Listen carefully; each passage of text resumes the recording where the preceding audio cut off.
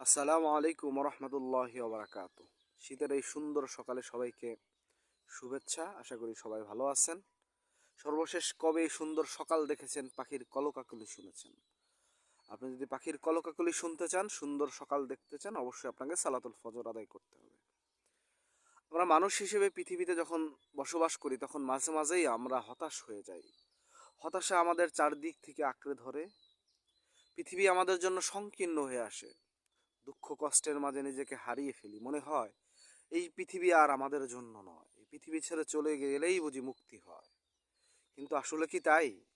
এই পৃথিবীতে আসলে হতাশ হওয়া যাবে না কখনোই। আপনার জীবনে যতই দুঃখ কষ্ট আসুক, যতই সমস্যা আসুক, সব কিছুর একটা সমাধান আছে। আল্লাহ তাআলা নিজেই বলেছেন যে আমি পৃথিবীতে মানুষকে দুঃখ এবং কষ্টের মধ্যে তৈরি করেছি। সুতরাং পৃথিবীতে আপনার জন্য কষ্ট আসবে, দুঃখ আসবে, এটা স্বাভাবিক। হতাশ হওয়া যাবে না।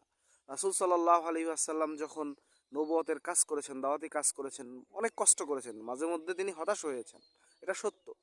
যখন আল্লাহ তাআলা কিছুদিনের জন্য তার কাছে ওহী নাজিল বন্ধ করেছিলেন, তখন তিনি হতাশ হয়ে গেছিলেন। তখন আল্লাহ তাআলা তাকে সান্ত্বনা দিয়েছিলেন যে ওয়ালাল আখিরাতু খায়রুল লাকা মিনাল উলা, অবশ্যই আপনার জন্য পূর্ববর্তী যুগের চেয়ে পরবর্তী সময় উত্তম।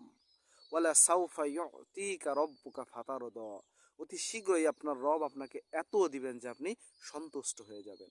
সুতরাং এমন একজন রব যিনি আমাদের আছেন, যিনি আমাদের এত দেবেন যে আমরা সন্তুষ্ট হতে পারি, তাহলে আমাদের হতাশা কেন? সুতরাং হতাশাগ্রস্ত জীবন থেকে বেরিয়ে আসুন এবং নিজের জীবনকে সুন্দরভাবে এবং আশাব্যঞ্জকভাবে পৃথিবীতে কাটানোর চেষ্টা করুন।